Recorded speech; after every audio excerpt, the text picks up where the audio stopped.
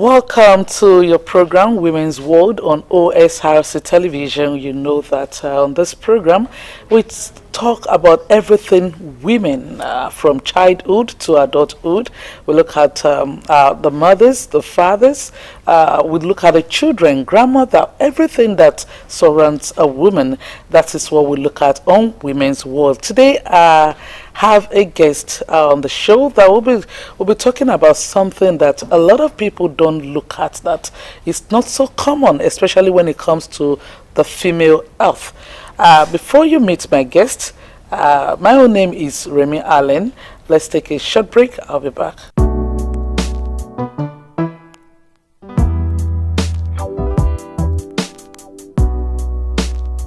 Many thanks for rejoining Women's World. You might be wondering, she's alone. Yes, so I'm alone. Shade is not here with me today, so I'll be doing it all alone. Like I said, we're taking a look at a topic, something that affects women, and our guest is right here. She'll be telling us more on this. She's Olabimpe Fakbonda. She's the founder of Endometriosis. I'm sure she will be able to help us more on that. It's an organization, an NGO that talk about women, especially girls, and she's had a lot of experience about it. But then let's meet my guest. Bimpe, it's nice having you. Nice. Damn so you are. Thank you. And thanks for having me. So, tell us about your NGO. Okay, to start with, I'm going to correct the Yes, that's why I say you should tell us about pronunciation. it. So it's called the Endometriosis and Adenomyosis Foundation. For a layman, that looks ambiguous. Can you break it down? So endometriosis basically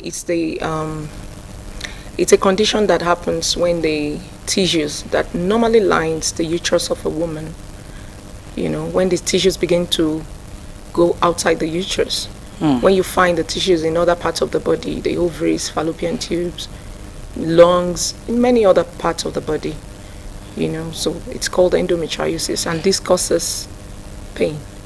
Do you have a stint with medicine? Are you a doctor? Because we want to wonder why have an NGO in that regard. What inspired you to start such an organization?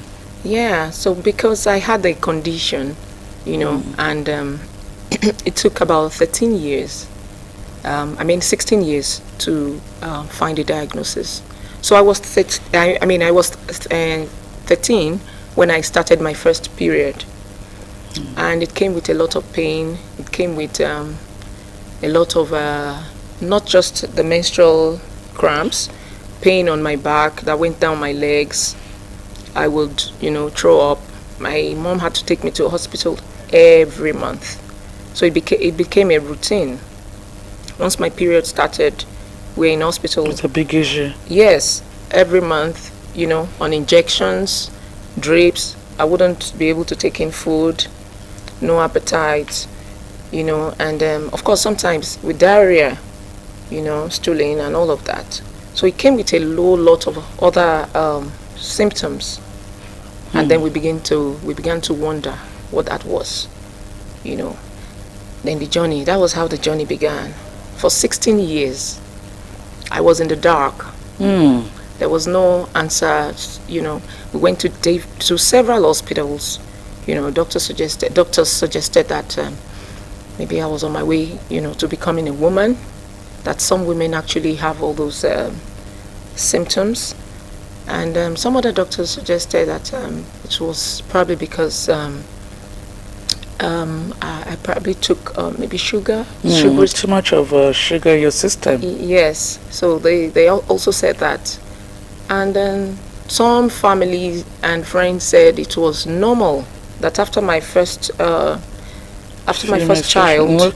that the bleed some of those dummies they sell to us as ladies. Yes, myths and misconceptions. So people said so many things, but the pain continued.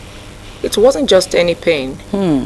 Excruciating one, I guess. Excruciating pain. I was in hospital all, during my period, from the age of 13. For how long did this last for before you were able to get a solution? I mean, diagnosis of what exactly it was? It was 16 years. For 16 years? Yes. After you started menstruating at 13? Absolutely. It was 16 years. It was a journey. That's why I call it living in the dark. Because there were no answers. You know, at some point the doctor said it was infection. When I grew older, you know, they said it was infection. So I was on a lot of antibiotics over time. Other doctors said it was, you know, probably because I was still trying to, maybe I was not, maybe seeing boys that maybe at the point when I start doing that. When you started, yes. Yes, that maybe it will get better. You know, all sorts and all forms of, would I call it solutions that were not there. Yeah. Wow, it's been a journey really for you. And so after you were diagnosed, treatment started? Okay, before I go into that, you know, after some time, other symptoms added on. Like excessive bleeding.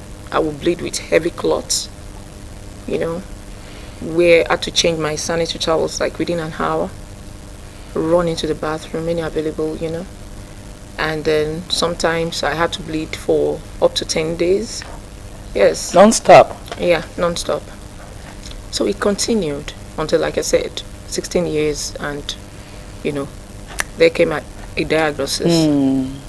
So to answer that question, diagnosis came, but it's a different total experience. Because I said that because, you know, there's not a single treatment for endometriosis patients. It's not a one-size-fits-all kind of treatment. No, it's not. The specialist would continue to try different medications, you know, especially hormones, you know, to see which one works for you.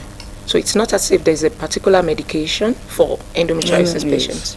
So they give you, of course, they treat the symptoms. People who present with pain will, you know, they will give some anti-inflammatories. They give pain medications, and always this goes along with hormonal therapies. So it depends. I've had the oral medications, you know, different types. They didn't work. Moved on to injections, you know, on the IM, that's the intramuscular ones, and you know, all sorts, IUDs, Mirena, you know, and of course quite a lot. Surgeries, yeah. Quite a lot.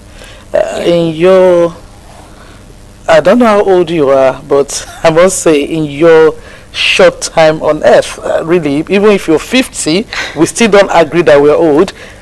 You've been through all of this. So that made you to sit down and think that you need to also, because really we're having this in the society. There are a lot of girls going through this. We always say that menstrual cramp. I used to have a friend in secondary school. Whenever she's having a menstruation, it's tug of war. In fact, she will be down, she'll be out of school for days. You know, if she start rolling on the floor, it's and nobody thought of that. So you had that experience. Luckily, I don't know if you were in Nigeria when this diagnosis was made, or you are not in Nigeria then, because sometimes even when you visit the hospital, they don't still know you got yours. So that inspired you. Absolutely. You know, the number of years it took for me to know exactly what was going on in my body was one of the reasons, you know, I had to set up the foundation. That's one reason. Yeah, because of course I thought more awareness is needed. Yes. Secondly, I thought, you know, of course, like the experts would say, early detection will improve quality of life. Exactly. Thirdly, I've always been very much interested in women health. I studied biochemistry, went to pharmacy school, and I had my MSc in public health. I and wonder health the promotion. interest. Yeah. So, and each time I had to take maybe a project or my dissertation, it's always on women's health, something related to women. Too many health. Yeah. So I've had a passion, to join the force or And that would luckily, contribute to women's whether we look, maybe we'll look at it in a positive light now. You had that experience and it's made it stick. Okay, so since you started this NGO, what has been your challenges? Has it been an easy one for you? Have you been able to reach out? Because like you said, it's more of awareness now, so that people will be more aware about this condition, and mothers will be able to take care of their daughters who might be going through this condition. So what has been your challenges so far? Okay, challenges basically, I would say having access. From when we started, Okay. it was a bit challenging, because our focus is on education, awareness and support, yeah. So the most challenging thing for us was access schools. Okay. Not private schools, but Public government school. schools. Yeah, because we thought the girls in the government schools would need us more. And eventually, yes, we had access. We started from Lagos, and I'm from Ondo Town. I thought it was time to come home 3 years ago. So collaborating with the education ministry, which, of course, they gave us access. We've been to the market, we've been to, churches, hospitals, and we give support. Okay. In terms of what? In terms of maybe paying for hospital bills for women in gynecological sections of the hospital. Yeah. We love to do that. And, we give sanitary pads. Each time we visit schools, we always at least give out some sanitary towels to the girls. Okay. Encouraging them about, menstrual sanitation and all that. And also, I have a memoir on Amazon. Okay. Which is just basically about endometriosis. Okay. It's called a period. It's not a full stop. So I also give that to the girls each time we visit the schools, especially girls that have that present This condition, with the symptoms. Symptoms. I wanted to ask. So far, have you been able to? Do you have girls? Have you come across girls with that condition, endometriosis? Yes. Many girls who present with symptoms, we can't say for sure if they have endometriosis or not, but they present with symptoms. Diagnosed, I mean. Not because diagnosed. Okay, you've not taken it to the point of okay. Because diagnosis of endometriosis is through the surgical procedure. Okay. It's the gold standard of endometriosis diagnosis. So that will require more fund. Absolutely. Big one. Yeah. And that's one of the challenges as well. Yes. Funding. Yes. So but we've met a lot of girls who present with symptoms. They run to me and they just cry on my shoulder. That I'm glad finally I have someone who can relate with the condition they're going through. Absolutely, that's what they're going through. Some of the teachers would apologize when they listen to us that they didn't think there was any pain as such. Yes. That's because that the girls would roll on the floor, they would cry, they felt maybe they were just pretending, or just maybe they want to be out of school. And, absolutely. So what do you think is the biggest misconception about endometriosis? There are many misconceptions actually, but I wouldn't say the biggest. I'll just say maybe one of it. One of it. People believe that maybe when you live a kind of lifestyle, that is what leads to that, and then you're stigmatized. So it also comes with stigmatization. Absolutely. Because it is believed that maybe you lived a wayward life. Maybe Absolutely. That's what you're saying. Yeah. And that's one of the challenges the girl child face in the society. Yeah. So then some people also believe that, I mean, why you don't have to cry about this. You don't have to, why? Like you're pretending, like Or you're exaggerating. exaggerating. They That's believe the that, word I'm looking for. that you exaggerate the pain. Come on, you're not the only one facing this. Everybody bleeds every Yes, month. yes. Why is yours different? By the time you know, sometimes they have to push a girl child to getting married early. Because they believe, like you mentioned earlier, it's until Yeah, they that's believe the, that one of the myths that Yeah. once you start meeting with the man, Absolutely. maybe the pain will go away. Or after your first baby. And of course, endometriosis causes fertility, I mean, infertility. Infertility. So it's, I mean, we shouldn't, as a result of that, you know, maybe push our girl child to early marriage or unwanted Pregnancy. yeah. All right. So apart from visiting schools, public schools, like you mentioned, to talk to the girls, to relate with them, to give them things, how do you work and educate the health professionals? Because they also need to be aware of this. Do you go as far as educating the healthcare Yes. professionals for them to be aware of this and how best to take care of them? Yes, we do. We've been to a number of hospitals Okay. speaking to them about endometriosis, because health professionals will actually like to listen to one who has experience. You know, I've had endometriosis 25 years before the organization was founded. So when they, you know, when many of them come, when I come across them, they want to hear my story. You know, they want to listen, so that I'm sure that will help, you know, in their diagnosis and future care for people with symptoms. All right, in case you've just tuned in, this is Women's World on OSRC television, and today we're talking about some health conditions associated with women, the girl child. And my guest has been Olabimpe Fakunda. She's the founder of endometriosis organization. We'll take a short break. When we come back, we'll continue with the program. Please go nowhere.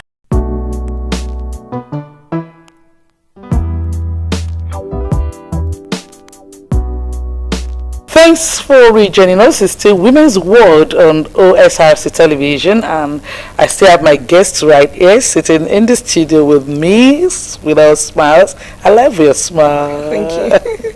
And we talked a lot about the condition endometriosis and our own life experience and what led her into coming up with this kind of organization. All right, let's look at it. Are there policies you know you're currently advocating for on a national or local level, that, or how are you seeking government support in making sure that this organization thrive and that you're able to reach more godchild? Yes. I've actually been looking at menstrual leave Okay. for a girl child. Menstrual leave. Yes. Can you elaborate more on that? So Kind of menstrual interesting. leave, yeah, for girls to during their periods, those who have these challenges with their menstrual period, to maybe get about 3 days break from school during their periods. Okay. And women in the working You don't think that will affect their education in any way? no, because during that time they can't even concentrate. Hmm. The pain of endometriosis was actually compared to labor pain. So a girl who is going through this cannot concentrate. It's like she's being, for me, I would say it's a form of torture if, you know, present in school during that period. And maybe also educating them about menstrual health. Because I feel if this is, you know, added to the school curriculum somehow, our girls will begin to know more about their bodies. Because I feel it is important to know about this on time. Experts say that in the past, I read that 1 out of 10 girls or women experiences or is affected by endometriosis. Recently, I read that 1 out of 3, is actually affected. That's a lot of millions of women globally. Exactly. So there has to be some form of support for them, supportive school community, supportive work environment, so that women with these conditions would not feel alone. A lot of women, like we have a support group on WhatsApp, women from all over Nigeria are part of the support group. Okay. They share their experiences. Endometriosis is emotionally damaging. Yes. Some women will tell you they're taking overdose of medications. They just don't want to feel the pain. Some say they just want to sleep and not wake up anymore. It then leads to another problem in our hands. Yes. Drug abuse. Depression of sorts. Depression. Yes. Some children, in the Western countries I've read, they take their own lives. They become suicidal. Even here. So many women become suicidal. They feel like what is happening to them is strange and there's not much support. Especially when those who are supposed to understand what they are going through, empathize, they do not understand. And you cannot blame them for that. Because it only takes someone who is in that pain to know exactly what she's going through. And when they describe the pain, oh my God. So you can't blame people for not understanding. That's why we need more awareness. People need to know that there's something called endometriosis. Okay, in creating awareness, apart from being on this program, what have you been doing in making sure that people are more aware of this? Okay, so we've been to radio stations. Okay. A number of radio stations. We talk about endometriosis. We've been to, we'll continue to go to schools, churches. Okay. We've attended seminars. We've been to, of course, hospitals to speak to doctors, and then we go to orphanages. We've been, sometimes we have community outreaches, and there's a March walk that is a month of March. That's the Global Endometriosis Awareness Month. Okay. So we come out in numbers. We also, try as much as possible to get the message out there. In the next 5 to 10 years, where do you see your organization? Yeah, I smile because I know by then the government would have given us some support. Okay. Because of course we need the support. Would have reached as many as possible, and the awareness, of course, would open people's eyes to see that women with painful menstrual period may not just have a normal painful menstrual period. They would understand that there's need for support for our girls, who present with severe pain during their periods. I believe there will be more, and of course our organization, by then we should be able to provide more support services for those affected. Okay. So by way of rounding off, what would be your advice, especially to mothers? Because mothers are supposed to be closer to their children, especially the girl child, for them to be able to understand. What would be your advice for them? So my advice for mothers is that do not ignore the pain of your girl child. And of course, because endometriosis also happens, even after giving birth. So please do not ignore anything unusual about your menstrual period, especially pain, because the significant symptom of endometriosis is excruciating pain that comes with the period. That would be a good place to leave it. Do not ignore your girl child, especially when they are in pain. You need to go a step further. Forget the myths of the things they tell us growing up, and the mothers pass it down to their children and like that. I mean, a time has come for us to do more as mothers. Check with them. This is where we'll be rounding off the show. I want to thank Olabinkwe Fakponda once again for coming on Women's Word. Alright, the show returns next week. My name is Remy Allen. It's bye from here.